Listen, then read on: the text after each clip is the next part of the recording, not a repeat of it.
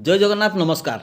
आसतु नजर पकईवा आज top news update कौन सब रही किंतु ता पूर्व आपण मानक गोटे अनुरोध भिडियोटी संपूर्ण देखि सुचिंतित मतामत दिंतु। जो मैंने चैनल को प्रथम कर सब्सक्राइब करूँ एवं आसुवा बेल आइकन को प्रेस करूँ जहाँफल प्रत्येक नूतन भिडियोर नोटिफिकेशन आप सर्वप्रथम पाइपर। तेज आसतु नजर पकईवा आज प्रमुख खबर गुड़िक। आज प्रथम खबर शिमिलपाल अभयारण्य मध्य दुईटी स्थान में सर्वनिम्न तापमात्रा 6 डिग्री सेल्सियस रेकर्ड होता आरसीएसएफ देले सूचना। सारा राज्य में शीतर प्रकोप जारी रही। यही परिप्रेक्षी में शिमिलपाल अभयारण्य मध्य दुईटी स्थान में सर्वनिम्न तापमात्रा 6 डिग्री सेल्सियस रेकर्ड होती। एने शिमिलपाल बाघ संरक्षण प्रकल्प कर्तृपक्ष द्वारा सका 6टा समय रेकर्ड होता तापमात्रा रिपोर्ट प्रदान कर रिपोर्ट अनुसार शिमिलपाल अभयारण्य मध्य चोहला और बरईपाणी में सर्वनिम्न 6 डिग्री तापमात्रा होता बेले उपर बाराकामुड़ा 7 डिग्री, गुड़गुड़िया 9 डिग्री, रामतीर्थ 12 डिग्री, सातकोशिया और कियाझोर 13 डिग्री तापमात्रा रेकर्ड कर। परवर्ती खबर बारिपदा स्पेशल विजिलेंस कोर्ट में ऐतिहासिक राय प्रकाश पाई। 5 जन को 3 वर्ष लेखाएं कारादंड। बारिपदा स्पेशल कोर्ट में माननीय विचारपति पूर्णिमा जेना राय प्रकाश कर। घटना 11/11/2010 ठारू 31/5/2011 मध्य सुवर्णरेखा इरिगेशन प्रोजेक्ट बाबद को सैंक्शन होता टंका को गौरांचल महांती से समय से थे स्पेशल लैंड एक्विजिशन ऑफिसर। से समय से 37,08,708 टंका सरकारी टंका को सी आत्मसात करथिबा अभियोग होता एवं यही अभियोग को भित्ति करी Cuttack vigilance cell case number 6/6/4/2015 case गोटे रजिस्टर्ड होता। परवर्ती खबर मोरडा साप्ताहिक हाटरू फेरुवा सुना व्यवसायी को नुआगाँ केनाल रास्तार आक्रमण कर लाक्षाधिक टंकार सुना रूपा अलंकार लुट कर अभियोग।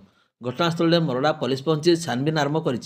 मोरडा थाना अधीन टुकुपड़िया ग्रामर 65 वर्षीय मनोरंजन कामिला धानसौल साप्ताहिक हाटरू बुधवार अपराह्न गहना व्यवसाय शेष कर घर को फेरुवा समय नुआगाँ केनाल ठारे निछाटिया रास्तार 3 गोटी बाइक 6 जन दुर्बृत्त तांको पिछा करी अटकाई। सेमाने तांको माड़ मारी छुरी देखाई भयभीत करने सहित तांको निकटरू थिबा सुना एवं रूपा प्राय 1.5 लाख टंकार ऊर्ध्व टंकार सुना रूपा अलंकार एवं मोबाइल फोन लुट कर नहीं जाइथिले। ए संपर्क में खबर पाई मोरडा पुलिस घटनास्थल में पहुंची छानबीन आरंभ करछि एवं विभिन्न स्थान में लगी सीसीटीवी फुटेज को जांच आरंभ करिछि। एने मोरडा थाना सब इन्स्पेक्टर निवेदिता नायक एम सूचना प्रदान कर।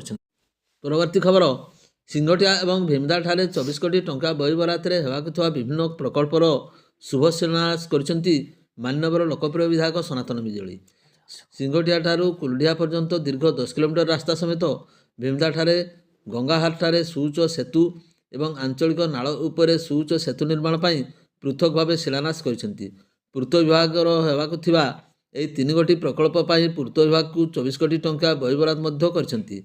मान्यवर लोकप्रिय विधायक सनातन बिजुली प्रचेषार पूर्त विभाग निरीक्षण में होगा यही प्रकल्प द्वारा बन्या समय माणुतिरी भीमदा मध्य होगा जोगाजोग विच्छिन्न समस्यार स्थायी समाधान होगा सहित गमनागमन क्षेत्र में एक माइल खुंट हो सबुदिन रही आंचलिकवासी बेस आशावादी रही। यही अवसर में भारतीय जनता पार्टी वरिष्ठ नेता शशि शेखर पंडा, अमूल्य पात्र, बेतरणी मंडल सभापति जीवन कुमार परिला, मानस द्विवेदी, अभय महापात्र, रघुपुर मंडल सभापति शांतनु पंडा समेत दलीय कार्यकर्ता एवं ग्रामवासी माने उपस्थित रही देखा मिलता। परवर्ती खबर बहदा ब्लॉकर विभिन्न पंचायत गोष्ठी योजना 2026-27 नहीं ग्रामसभा अनुष्ठित। बहदा विडीओं प्रत्यक्ष तत्वावधान में ब्लॉकर एवं पंचायत गुड़िकर समस्त कर्मचारी मान सहायतार यह कार्यक्रम अनुष्ठित होता। विकसित भारत लक्ष्य नहीं प्रत्येक पंचायत प्रशासन पहुँचवा उद्देश्य नहीं यह कार्यक्रम आयोजन करा। परवर्ती खबर सुकुली ब्लॉक अंतर्गत 13टी पंचायतर नुआबेड़ा ग्राम में खगेश्वर बारिकों गुहाल पड़ जाता जमापड़ी। 6टी गर्भवती गाई और 7टी छेली जीवंत दग्ध हो जाता बेले 2टी गाई अर्धदग्ध अवस्था चिकित्सित होता बेले लाखाधिक टंकार संपत्ति नष्ट हो जाइछि। सूचना अनुसार मध्य राति एहीपरि अभावनीय घटना घटी जमापड़ी। खगेश्वर घर 300 मीटर दूर में गुहाल निकट में एक पाड़गदा थिबा सत्वे पाड़गदा रे निआं लगी जाइथिला।